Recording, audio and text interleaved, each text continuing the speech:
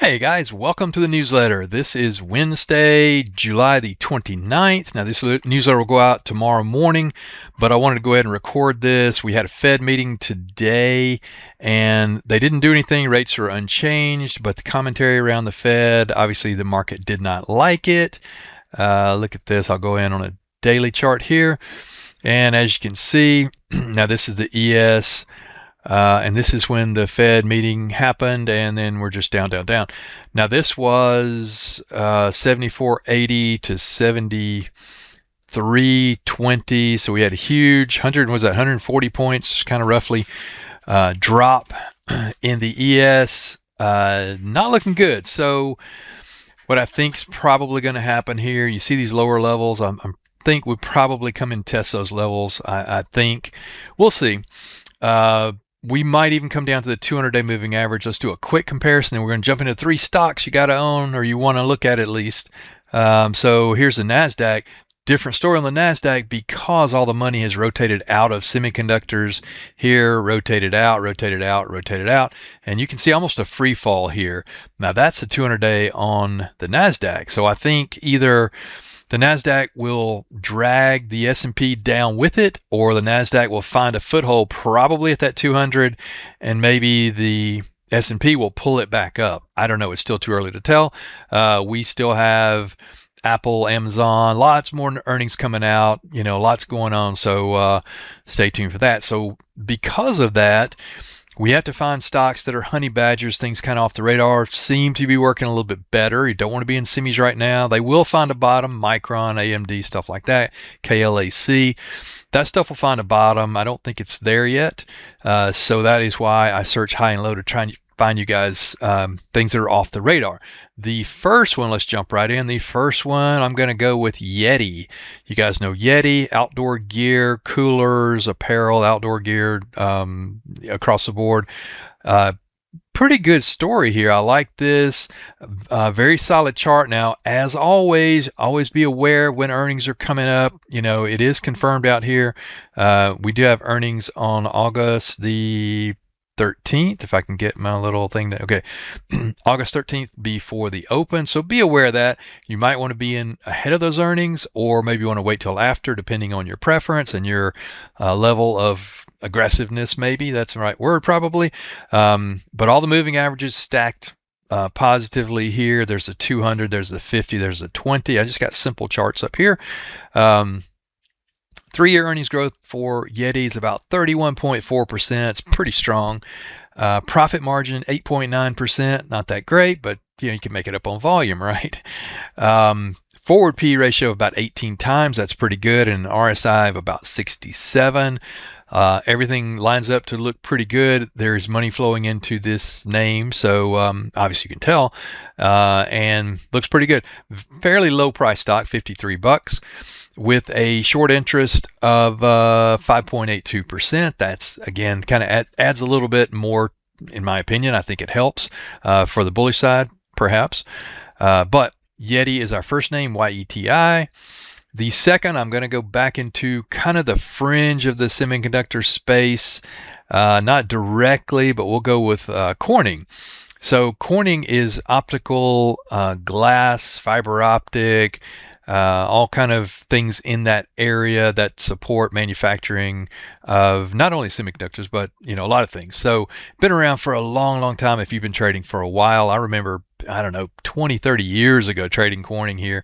It's always been a pretty consistent name. Now, that being said, I did put it on the list.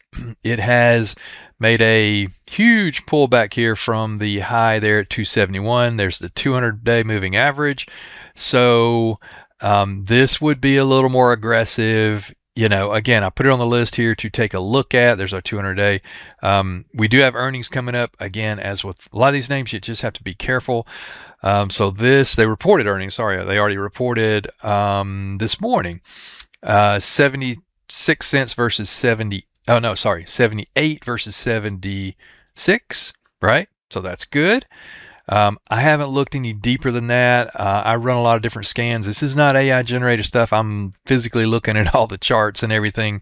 This has come up several times, mainly from a We've had a massive pullback here to the 200. That gets my attention. Now, I do know that we're past earnings out here. We do have a small dividend. It's a little less than 1%. Interesting. Put this on your list. When these names do turn around, they could and should have a long way to run. Put it that way. So, versus buying it on a pullback to here to get back up here. If we can buy it here, give it a little time. I'm not saying take it right now, but just put it on their list and keep an eye on it. I do like it. So that's the second name, GLW Corning. The third one, I'm going to go out on a limb a little bit. I get a lot of interest and a lot of questions on SpaceX. So we know SpaceX. Space exploration for many different things. I'm just going to pull this up here for us. We know, I was trying to describe this thing. It's better just to look at this. 3 segments: space, connectivity, and AI. We know. So rocket launching, all that kind of stuff, right? Here's the thing about SpaceX. So came out, went public, went to 225. I didn't buy any IPO. Everybody was like, you got to get some. And I said, no, I'm going to wait. And I suspect this thing was heavily oversubscribed. It was going to come back. And it has.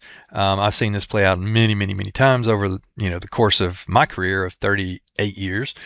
So it's getting close. My ideal target here is, for round numbers, say 100. It's actually 99. I think 37 is the actual number, but around $100 is starting to get pretty interesting.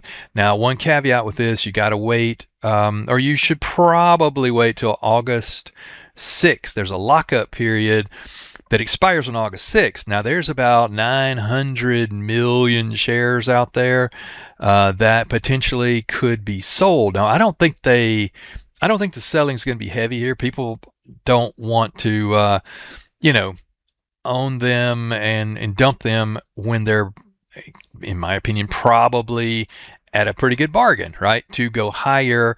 Ultimately, I think the people that have them, for the most part, are longer term people. I don't know, but be aware, August 6th, only a week out. Just be aware that you could see a little more selling pressure. We're at 112 right now. That could get us down kind of that 100 area. But let me show you kind of a cool way to do it. And I don't really have specs on it or data on it because there's none really out there, right?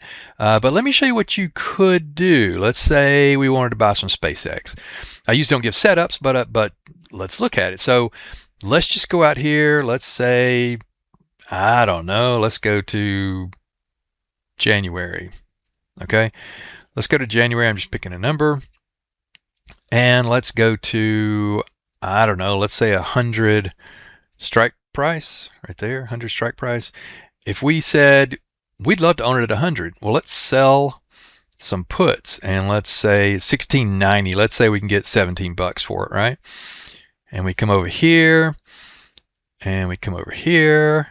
So if you did that on 10 contracts, if it went down, if it is below 100,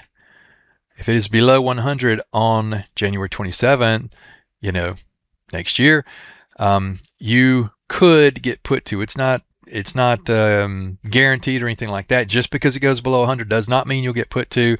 On expiration, if it's below 100, yes, you will get put to. But if, in any case, let's look at both sides. If it goes up, you sell this and it never comes down to 100. It just kind of keeps going back up. You got 38,000 in margin. You would make 17,000 on 38. That gives you a 45% return on your money. Not too bad, right? 45% on your money in 170 days. That's not bad. If it does go down and you do get put to, guess what? You don't own it at 100. You've already gotten $17 off the price. So you own it at 80, about 84, 83, right? 83, 84 versus 112 where it is today. That's just an idea, concept, right? So again, put this on your list. Obviously, everybody's watching SpaceX, I think. It's in the news all the time. They're going to do great things over time. I do want to be a buyer. I like to get a bargain. It's getting pretty close, I think, to a good valuation where we could expect this thing could bottom out, and then potentially go higher over time. So keep both those in mind. But those are the three names I've got for you today. We've got SpaceX, we've got Corning there, GLW, and we've got YETI. And with that, if you have any questions on any of this stuff, let me know. Obviously, leave comments and all that kind of stuff. If you're not subscribed to my YouTube channel, go to Trading Bruce on YouTube, and I've got a lot of videos out there on a lot of different kind of stuff. But or join me in the trading room. Let me know if you have any questions, comments. I'm glad to help you. Let me know if any content you want me to cover, and I'm happy to do that as well. So thanks for the time, and I'll see you guys at the next newsletter update. Thanks. Take care.